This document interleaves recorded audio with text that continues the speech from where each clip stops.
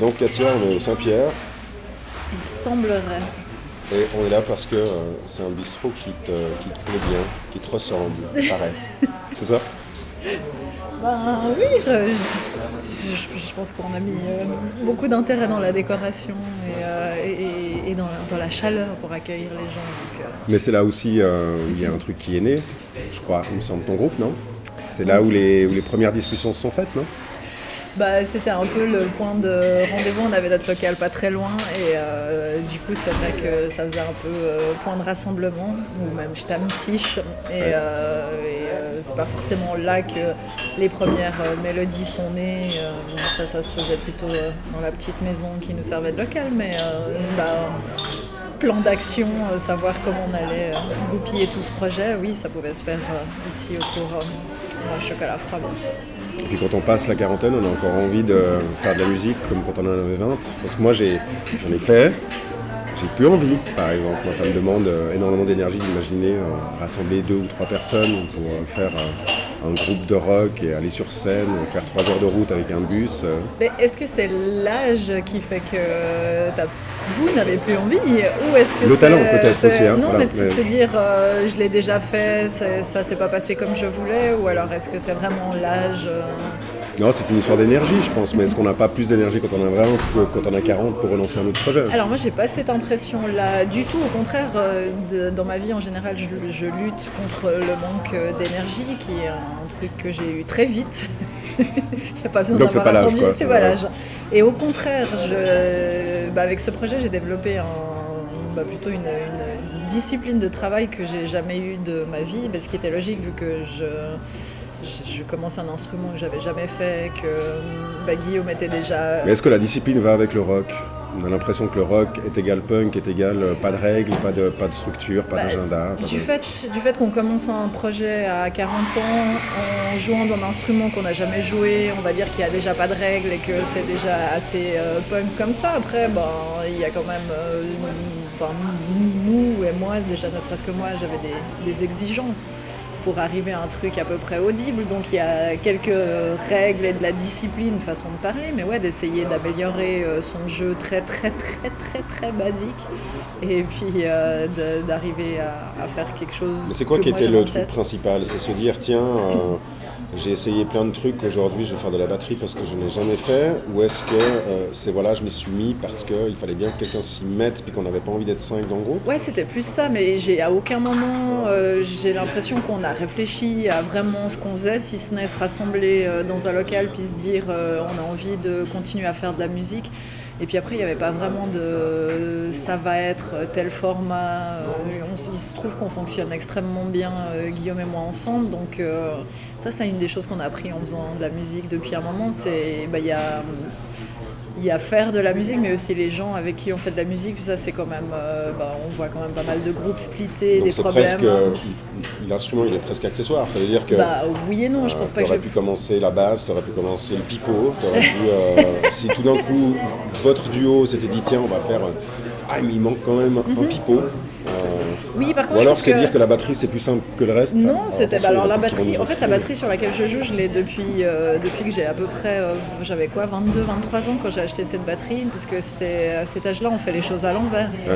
On se dit, je vais faire de la batterie, j'achète une batterie, et puis après, en la payant 3 francs 6 sous en 25 fois, et après, on se rend compte qu'il faut travailler pour réussir à sortir quelque chose de cet instrument, puis finalement, on laisse un peu tomber. Donc, c'est effectivement un instrument qui m'a toujours intéressée. Mais on fait Et quoi? On puis- prend des cours? Comme, Bah, là- comme quand on commence la danse classique quand on a 6 ans? Exactement, voilà, c'est mes projets en ce moment, je me dis tiens je vais commencer, c'est vrai en plus, je me dis est-ce que je commencerai pas de la danse classique? Ma fille a envie de commencer la danse classique. Peut-être que je pourrais essayer. J'ai presque envie de la mettre une fois dans un cours pour qu'elle réalise que c'est pas comme aller faire de la luge à la montagne. Il y a un peu de ça, il y a mais une structure, il y a à l'inverse, peut-être qu'elle... une rigueur aussi, comme on Si disait avant. tout à coup elle croche, je pense que c'est bien qu'elle commence à 6 ans et pas un peu plus. Mais alors la batterie, j'ai commencé sans faire de cours, mais en ayant Guillaume comme chef qui sait ce qu'il a envie d'entendre. On est les deux musiciens. C'est lui le chef. Ouais, parce que c'est lui qui compose les morceaux, donc moi j'ai toujours été cette oreille extérieure qui dit oui, non, plus Donc comme tu as le droit si. de dire ça c'est de la merde. Ouais. Il le prend comment? Bah ça dépend des fois, mais en fait j'avais aussi j'étais assez surprise dans Zorg quand je disais à Totor et Guillaume ouais mais ça j'essaierai comme si ou j'aime pas ça, et j'étais toujours surprise qu'ils m'écoutent, mais en fait ouais ils m'écoutent. Je pense que pour quelqu'un qui a un peu la tête dans le guidon puis qui est dans la composition, d'avoir une oreille un peu plus fraîche qui arrive et puis qui voit les Mais choses. tu sais ce qu'il est en train de faire, tu sais qu'il est en train de faire un sol, un la et un mi, tu peux lui dire ah non mais le refrain essaye plutôt de le prendre en ré, ou c'est plus comme une fan qui va dire ah le refrain je le sens pas. Alors c'est un peu avec les années depuis lesquelles on travaille ensemble, on a développé un langage aussi. Je peux lui chanter des mélodies ou bien dire ouais mais là la note elle monte, ce serait mieux qu'elle redescende. Je vais pas lui dire fais un mi, fais un la parce que j'ai aucune idée de ce que c'est.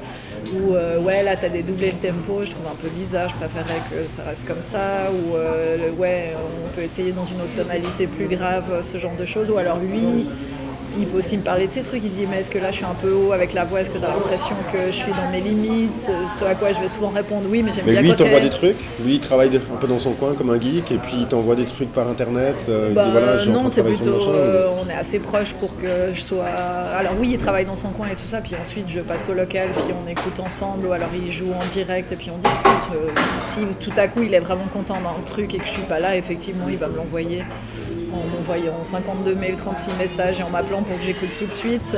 Donc ouais, mais il fait, on va dire que les squelettes des morceaux, il les fait dans son coin. Il n'y a pas, au bout d'un moment, de se dire tiens, ça fait X années que je fais de la musique, maintenant j'ai envie de m'exprimer autrement. J'ai des choses à dire peut-être en peinture, j'ai des choses à dire par écrit, j'ai des choses à dire en faisant je sais pas, de la course à pied par exemple, ou de se dire tiens j'ai plus rien à exprimer sur scène ou en public. Ouais. Nous on a eu quand même une assez grande pause entre Zorg et John Deere, ce qui fait que... T'as fait quoi? J'ai commencé à apprendre un métier aussi. J'ai pas beaucoup travaillé dans ma vie, mais là j'ai commencé c'est cette période-là où j'ai commencé à bosser pour le magazine Vibration, où par la force des choses j'ai écrit aussi. Journalisme. Oui, là c'était métier d'avenir. Oui, il semblerait. Oui. Mais j'ai aussi voyagé, ce que j'avais peu fait. Donc non, j'ai pas choisi d'autres formes d'expression. La peinture, je pense pas que c'est une des grandes frustrations, mais je suis pas sûre que ouais. Moi j'aurais adoré peindre aussi, savoir peindre. Moi, ce serait et de vendre mes dessiner. toiles 5000 balles sans devoir me justifier. Mais justement, tu peux essayer l'art abstrait ou des trucs hyper conceptuels, mais en plus je suis daltonienne, donc je suis un peu mal barrée. Daltonienne Ouais. D'accord. Donc voilà. Donc toute la disposition des chaises et des couleurs, là, tu vois pas. Oui, ta chaise jaune est magnifique et ma chaise bleue. Mais donc, ouais, un peu une frustration dans les arts visuels, mais de loin. La photo pourrait m'intéresser, mais j'en suis vraiment à des stades de je fais des photos à Instagram. l'iPhone, ouais, exactement. Et puis l'écriture, ça c'est quelque chose qui m'accompagne depuis longtemps, depuis l'adolescence, sous forme de journaux intimes. J'ai eu un blog dans lequel j'écrivais des choses. J'écrivais des textes pour Zorg, pas tous, mais quelques-uns pour John Deere aussi. C'est vrai que l'écriture, c'est quelque chose qui me turlupine. Il se trouve que Turlupine. Ouais, ça me turlupine. Mais c'est quoi on n'ose pas l'empoigner franchement de peur, de réaliser qu'on n'a peut-être pas tout ce qu'il faut pour... Écrire, si on me demande, tu peux écrire une chronique comme ça ou un petit texte pour quelque chose, c'est ce côté un peu flash comme ça, j'aime bien ça, j'aime bien cet exercice. Surtout quand ça concerne personne en particulier, c'est plus des commandes, là ça va, on se mouille pas. On se mouille pas trop, ou même vraiment ce truc un peu sous forme de journal intime, mais ça concerne que moi, donc voilà, puis ça reste, j'écris pas des... On écrit encore des journaux intimes aujourd'hui, ça va? Eh bien, je me suis arrêtée à un moment donné finalement, assez tard, je devais avoir 37, puis je me demande justement pourquoi on écrit plus à cet âge-là, parce qu'on se dit il se passe plus rien, ou parce qu'on s'en fout. Mais encore à la main? Ouais, dans un carnet, ouais. Pas savoir pourquoi j'écrivais en anglais.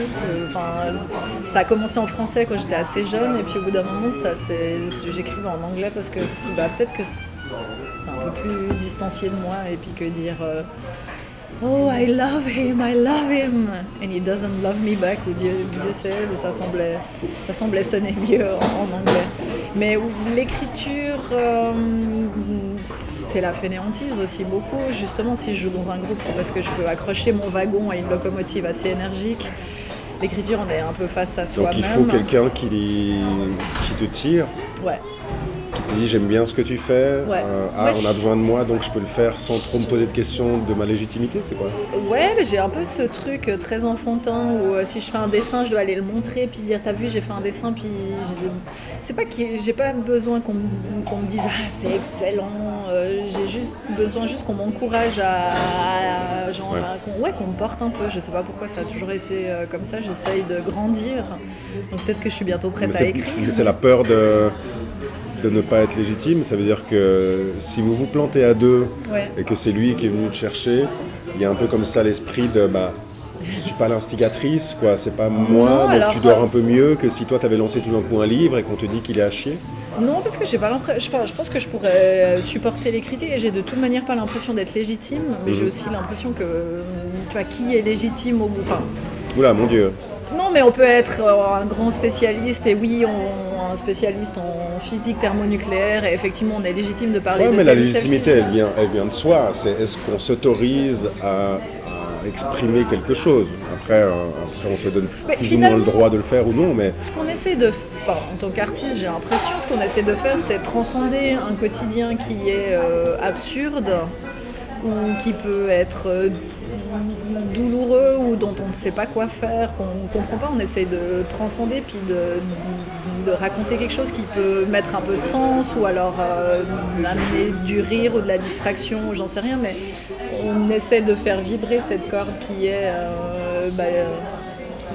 qui nous détache un peu de notre condition humaine, voire animale, puis de vibrer une note un petit peu plus haut. Et on essaie, ça veut pas dire ça marche ou pas? Pour les gens, j'en sais rien. Ça permet de relativiser ce qu'on est en train de vivre de manière terre à terre, enfin d'emballer ça dans quelque chose d'artistique, ça veut dire de le rendre moins dangereux, moins sérieux. Quand je suis réceptrice d'une activité artistique, ça veut dire quand je vais voir un concert, quand je lis un livre, sur moi ça marche à fond, oui, cette espèce de truc de... Mais on est déjà venu te dire merci pour ta chanson parce qu'elle m'a permis de gérer, je sais pas, les examens.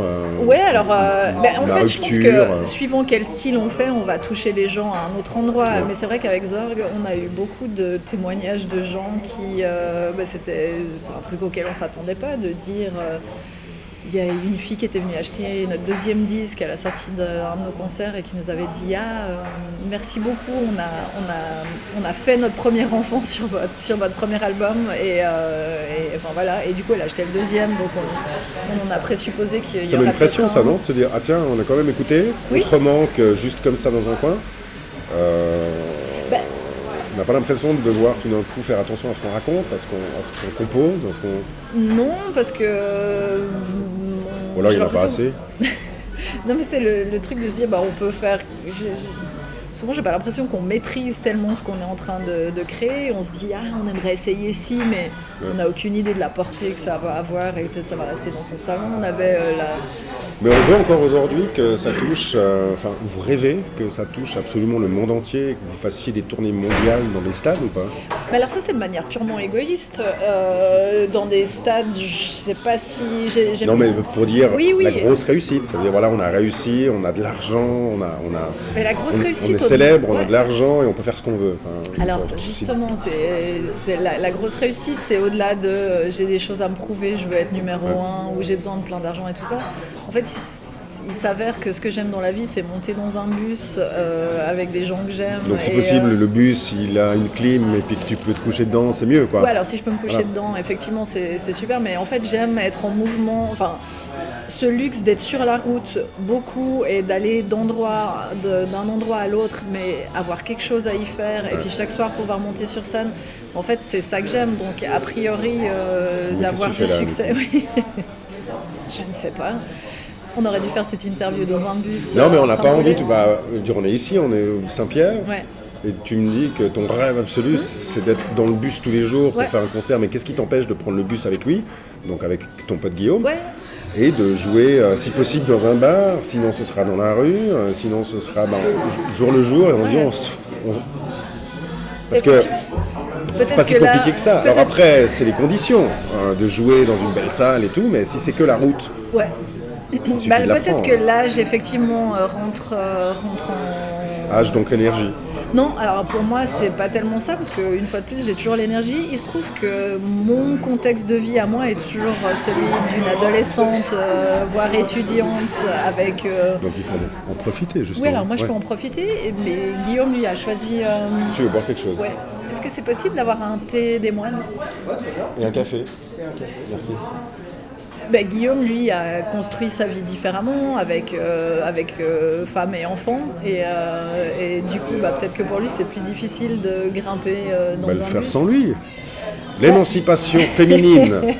Non? Ça aussi, c'est quelque chose auquel il faudrait que je réfléchisse. Mais en fait, on parlait de légitimité. J'avais jamais fait de musique, j'ai commencé à faire Zorg. En fait, j'ai toujours fait de la musique avec Guillaume. Et du coup, peut-être que c'est effectivement lui ma légitimité. Est-ce que tu t'es déjà demandé, tiens, est-ce qu'il continue lui parce que sans lui, tu fais plus rien? Il se dit, mais la pauvre, elle a rien dans sa vie. On va lui dire non, je pense qu'il a assez d'enthousiasme. Il y a tellement de choses qui doivent sortir, vu qu'il bouillonne et qu'il est un peu hyperactif, il faut qu'il fasse sortir les choses à un moment donné. Mais non, sans la musique, il serait déjà divorcé, il serait déjà... Il serait sous prose, je sais pas ce qu'on lui donnerait, mais ouais. Donc ça sert à quelque chose en fait, d'exprimer... On fait de l'art-thérapie en fait. Mais en gros...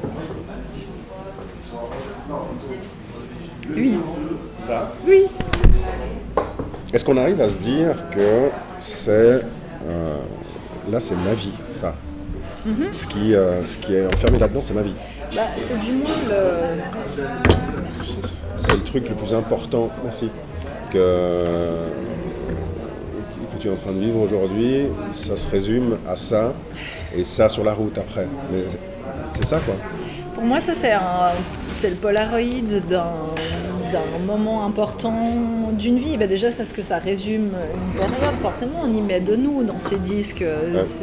Il y a déjà la somme de travail, il y a toutes les choses qui nous ont touchés, fait du mal, fait du bien, donné envie, qui sont un peu condensées là-dedans. Donc, au même titre que le journal intime de, je sais pas, des 2-3 dernières années, ou alors l'album photo des 2-3 dernières années, c'est se concentrer de vie. Et après, c'est certainement la chose dans ma vie, une des choses dans lesquelles j'ai mis le plus d'énergie. Ouais. Donc après, ça paraît dérisoire. On a intérêt à ce que ça soit bien. Non, mais dans le processus, on se dit voilà, on va créer un nouveau groupe. Ouais. On fait un disque. Ouais. On l'imprime, on le grave, on trouve une pochette, on essaie de trouver une petite identité, puis on le réécoute, puis tout d'un coup on est là, mais c'est de la merde, on fait quoi? Enfin, il y a une grosse pression quand même, voilà, on prend du temps, ouais. C'est pas juste quelque chose qu'on fait 2 fois par semaine en plus de son travail, comme on ferait du bowling, quoi. Qu'est-ce qu'on fait si tout d'un coup on réalise que, merde, en fait on n'arrive plus à le faire, puis c'est pas bon? En train de me je dois faire du bruit, mais ouais, effectivement, je dois toucher. Après, c'est peut-être de la naïveté, mais il se trouve que pour celui-là, pour moi, on est allé au-delà de mes espérances. En fait, quand j'entends, ne serait-ce purement égoïstement, la batterie, j'ai l'impression qu'il y a quelqu'un, Sacha, au hasard, avec qui on enregistrait, qui la nuit allait au studio et enregistrait mes parties de batterie. D'accord. J'ai pas l'impression que c'est moi. Tu arrives à te surprendre encore aujourd'hui? C'est juste, pourtant c'est pas qu'il y a eu des tricks, des choses comme ça, qu'on a dû passer 52 heures à remettre les batteries en place, parce qu'en fait c'est du live, on n'a rien retouché, et voilà. Donc il semblerait que c'est mes batteries, et après forcément il y a quelqu'un qui a mixé derrière et qui a pris le projet, qui l'a encore monté d'un étage.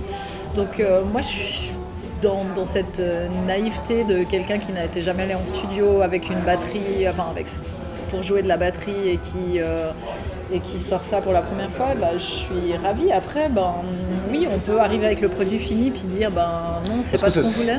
Mais je sais pas comment toi... C'est ce qui m'est arrivé. Oui, j'allais demander comment toi tu Moi, j'ai arrêté la musique quand j'ai réalisé que les 12 morceaux qu'on avait et qu'on devait enregistrer étaient pas bons. Et c'est le vertige. Ouais. Et c'est pour ça que je me dis, moi c'était quand j'étais jeune, quand je voulais encore être une rockstar, quand j'avais encore l'âge d'espérer être une rockstar. Ça veut dire qu'on Mais a plus l'âge. c'est la chute. Enfin, il y a un truc comme ça où on se dit, voilà, on mise tout là-dessus.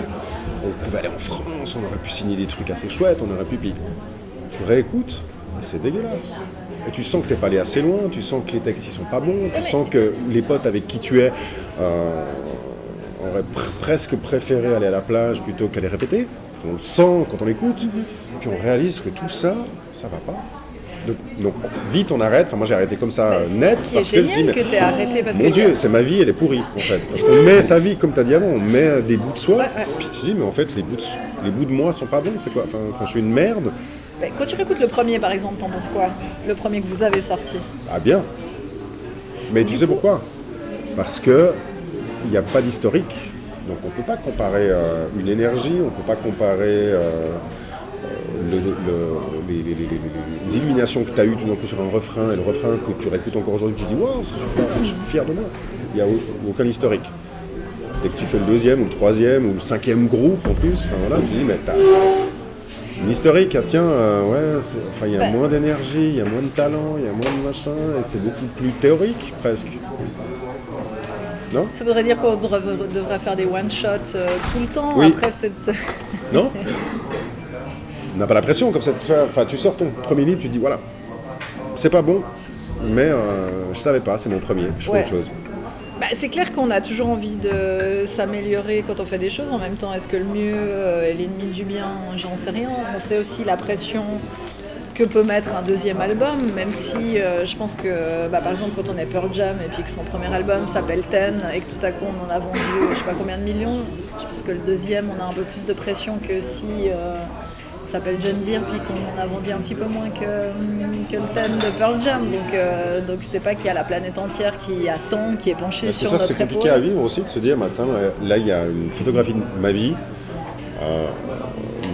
mais il y a pas autant de gens que tu pourrais peut-être imaginer si tu as un petit peu d'ambition, qui l'ont écouté, qui l'ont chez eux, l'expérience fait aussi qu'on sait quel est le marché du disque en Suisse, on sait comment ça fonctionne, on sait quelles sont la portée des objets qui sortent. Après, il y a des coûts, il y a des histoires qui se passent parce que c'est le moment, c'est le ici et maintenant. L'ambition, elle est toujours là en termes de, comme je te disais, si demain on me dit de monter dans un bus pendant les 5 prochains mois et puis d'aller tourner, pour moi c'est ok. Encore une fois, il faut que quelqu'un te prenne comme ça. Oui, voilà. J'ai pas le permis de conduire, c'est pour ça. Oui, ça se fait assez vite. C'est plus cher qu'avant. Mais au-delà, une fois encore, ce disque, elle est au-delà de mes espérances. Enfin, pas espérances parce qu'elles sont grandes, mais en tout cas de l'horizon d'attente réaliste que tu peux avoir quand tu parles avec ton agent, avec le distributeur qui sort ton disque. À savoir qu'on a fait beaucoup de concerts, qu'on a pu aller en Allemagne, ce qu'on n'avait pas forcément fait avec Zorg, que je pensais pas que ce serait un disque qui passerait en radio spécialement, mais qui a quand même été joué. Quand même. Non, enfin pas... Après avoir eu un groupe qui a quand même marché, ouais, mais qui a justement, fait avec Zorg, couverture on nous magazine, disait... on se dit si on n'est même pas à la radio à concert. Oui, non, mais la plupart des radios, ne serait-ce qu'avec Zorg et nos balades à violon, des radios plus populaires, on va dire, que moins alternatives que Couleur 3 ou Griffe ou comme ça, disaient non, c'est pas assez pop, non, c'est pas assez radiophonique. Donc on se disait bien qu'avec une guitare et une batterie, c'était pas sûr que ça passait. C'était pas notre but, enfin on n'était pas en train d'essayer de viser un single qui allait passer en radio. Donc voilà, donc si ça passait, tant mieux. Et donc oui, ça allait au-delà de nos espérances, surtout qu'on arrivait avec un deuxième projet, on connaît la propension du public à se dire on aime ce qui est nouveau, donc avoir des vieilles casseroles qui débarquent, puis c'est genre un deuxième projet, ça n'a rien à voir avec ce qu'ils faisaient avant, c'était pas gagné, et puis en fait ça a été incroyable. On est au Saint-Pierre et on est entouré. Si on fait un peu le tour comme ça, les murs sont remplis d'œuvres d'une personne que tu connais bien qui partage ta vie. Ah bon? Oui. Moi je vois Daniel Johnston qui n'a pas Par encore exemple, partagé ma vie. Presque tous. c'est aussi ça, on a besoin de s'entourer de gens dans la vie privée qui nous inspirent. Il faut qu'ils soient forcément artistes, il faut que... Non, pas forcément. Il ait quelque chose à raconter. Ouais, Il faut que... ouais. Mais Est-ce qu'il pourrait le raconter à lui-même ou entre quatre murs, ça irait aussi? ouais. Ouais. Bah, en fait, c'est toujours de rencontrer des gens qui sont pas assis, c'est-à-dire qui sont encore debout et qui ont encore des choses à se prouver, des envies, et surtout des passions. Mais après, leur passion, ça peut être la pêche à la ligne ou en fait, j'aime rencontrer des gens Qui passionnés. font de la pêche à la ligne. Mhm. Ouais. J'en rencontre beaucoup. Et j'ai aussi, du moins à cette période de vie où j'ai rencontré la personne dont on parle, il y a des périodes de vie qui nous cabossent beaucoup pour raison X ou Y. On perd des gens pour de bon ou pas pour de bon, mais il y a des fois une ou deux années qui, en tout cas pour moi, qui sont enchaînées, qui étaient assez difficiles. On en ressort un peu rempli de blessures, mais en même temps extrêmement vivant. Puis j'avais besoin de rencontrer des gens qui vivaient des choses intenses. Je sais pas pourquoi, parce que... Ouais, mais aussi parce que y a des moments de vie où on déraille un peu, où on est un peu sur le quai de gare, puis on comprend pas très bien ce qu'on va faire, où on est comme ça. Puis j'avais vraiment besoin de choses intenses qui n'étaient pas forcément intenses dans la joie ou dans le... Mais en fait, il fallait que ça vibre de manière très intense. Peut-être que j'avais besoin ou de me faire mal ou d'avoir des joies qui soient excessives. Donc j'avais besoin d'excès. Sentir vivant, quoi. Oui. Parce que peut-être que la douleur anesthésiait pas mal de choses. Puis du coup, rencontrer quelqu'un de passionné, et en l'occurrence, après ça va être cliché, mais artiste est extrêmement à fleur de peau. Donc voilà, donc intense. Mais une fois encore, il aurait pu être pêcheur à la ligne. Ou banquier, si Je suis pas sûr. Ça, c'est le truc que j'ai pu remarquer en bossant à la radio, en faisant des interviews, de rencontrer, le spécialiste des abeilles, qui développe du miel de manière alternative et qui a toute une histoire à me raconter sur ses ruches. Lui, il est à fond dedans, si lui, il aime ce qu'il fait, s'il en parle bien, s'il a envie de faire comprendre aux gens pourquoi c'est intéressant, ça marche. Oui, enfin, c'est toujours assez bluffant de rencontrer des gens qui... On reposera alors la prochaine fois que tu rencontreras quelqu'un qui fait, je sais pas moi, qui est passionné par... le tuning par les cadres de porte et qui arrive à t'en causer comme s'il faisait des haïkus tous les jours. Voilà. Merci. Merci.